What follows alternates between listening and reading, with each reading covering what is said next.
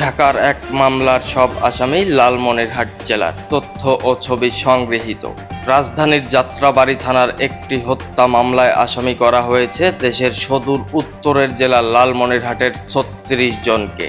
আসামিদের ৩ জন লালমনিরহাটের সাবেক সংসদ সদস্য, একজনের স্থায়ী ঠিকানা ঢাকার হলেও ৩৬ জনের কেউই মামলার এলাকার বাসিন্দা নন। অনুসন্ধানে ধারণা পাওয়া যায়, এলাকার রাজনৈতিক বিরোধ ও ব্যক্তিগত শত্রুতাকে কেন্দ্র করে তাদের আসামি করা হয়েছে।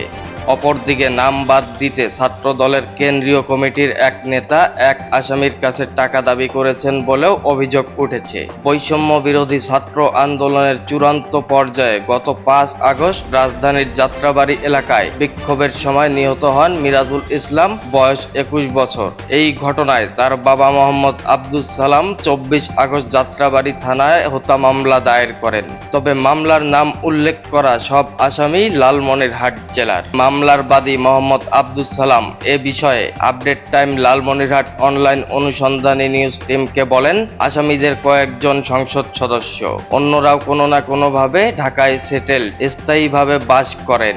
আমি বলি না তারা আসলে ঘটনার সঙ্গে জড়িত, কিন্তু তারা সংঘবদ্ধ হয়ে এই কাজটা করে থাকতে পারে, এরকম সম্ভাবনা থেকেই মামলাটি করেছি।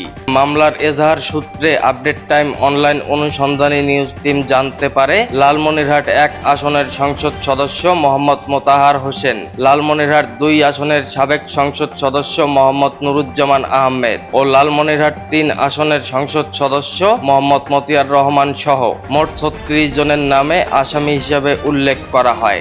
এছাড়া অজ্ঞাতনামা আরও ২০০ থেকে ৩০০ জনকে আসামি করা হয়েছে উক্ত মামলায়। তবে শুধু সংসদ সদস্য মোহাম্মদ মোতাহার হোসেনের বর্তমান ঠিকানা ঢাকা বলে উল্লেখ করা হয়েছে।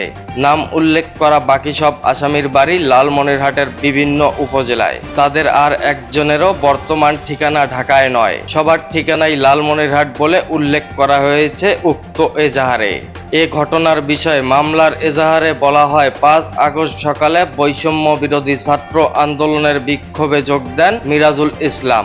তখন যাত্রাবাড়ী মাছের আড়তের সামনে আগ্নেয়াস্ত্র, লোহার রড, বাঁশ, হকি স্টিক, মারাত্মক অস্ত্রশস্ত্র নিয়ে আওয়ামী লীগ, ছাত্রলীগ ও যুবলীগ এবং এর অঙ্গ সহযোগী সকল সংগঠনের সংঘবদ্ধ সন্ত্রাসীরা মিরাজুলকে গুলি করে।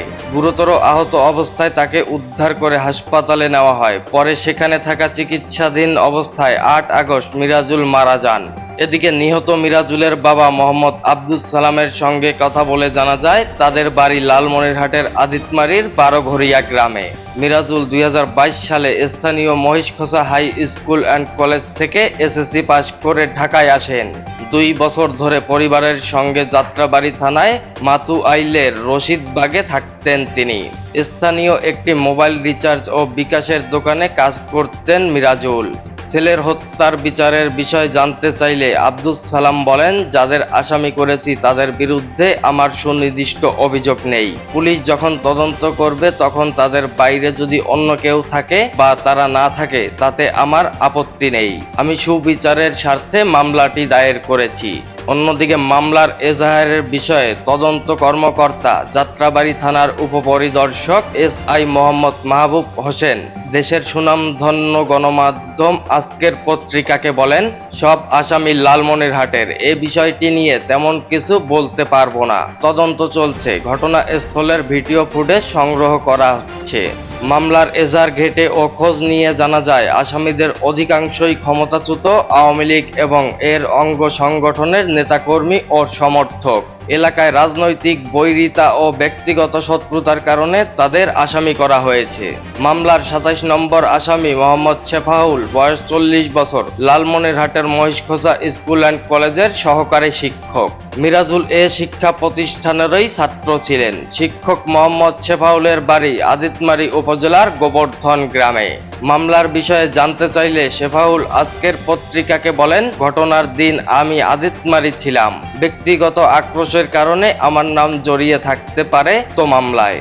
মোহাম্মদ শেফাউল অভিযোগ করে আরো বলেন, মামলা হওয়ার আগেই কেন্দ্রীয় ছাত্র দলের সহ আইন বিষয়ক সম্পাদক জয়নাল আবেদিন পলাশ ফোন দিয়ে জানান, আমার নাম সহ ৭২ জনের একটি তালিকা রয়েছে। কয়েকটি মামলায় তাদের আসামি করা হবে। পলাশ তালিকা থেকে নাম বাদ দেওয়ার কথা বলে আমার কাছে 2 লক্ষ টাকা চান, কিন্তু মিরাজুল হত্যা মামলায় যখন দেখি আমাকে আসামি করা হয়েছে তখন আর টাকা দেইনি আমি। এর আগে গত 5 আগস্ট স্থানীয় কিছু লোক আমার বাড়িতে ভাঙচুর এবং লুটপাট করেছিল। অন্যদিকে এক অডিও কল রেকর্ড থেকে জানা যায়, মামলা থেকে বাঁচার ব্যবস্থা করতে জয়নাল আবেদিন পলাশকে অনুরোধ করেন শেফাউল। এ সময় পলাশ বলেন, ভবিষ্যতে রাজনীতি করব, কিছু লোক হাতে রাখতে হবে, টাকার দরকার, আপনি এ ক্ষেত্রে কি করতে পারবেন? তখন শেফাউল বলেন, 1 সপ্তাহের মধ্যে 1 লাখ টাকা দেব। আপনি পলাশ 2 লাখের কথা বললেন, গরু বেচে 1 লাখ টাকা দেই, কয়েকদিন পর আরো 50,000 টাকা দেব, কথা নড়বে না। এ সময় 50,000 টাকা মাফ করার অনুরোধ জানালে পলাশ বলেন, আমি অনেক স্যাক্রিফাইস, ত্যাগ স্বীকার করেছি। আরেকদিকে নিজের অডিও কল রেকর্ড ও ঘটনার বিষয়ে ছাত্রদল নেতা জয়নাল আবেদিন পলাশ আজকের পত্রিকাকে বলেন, আমি একজন আইনজীবী, শেফাউলের বিরুদ্ধে মামলা দায়ের হয়েছে, জামিনের বিষয়ে তার সঙ্গে কথা হয়েছিল আমার, কিভাবে মামলায় নাম বাদ দেওয়া যায় অথবা জামিন নেওয়ার প্রক্রিয়াটি কি, এই বিষয়ে কথা হয়েছে তার সাথে।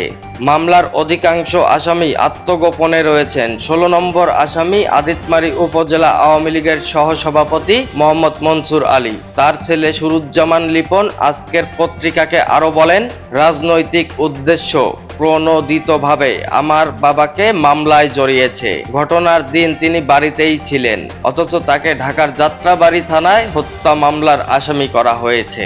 Update time online, Lalmonirhat.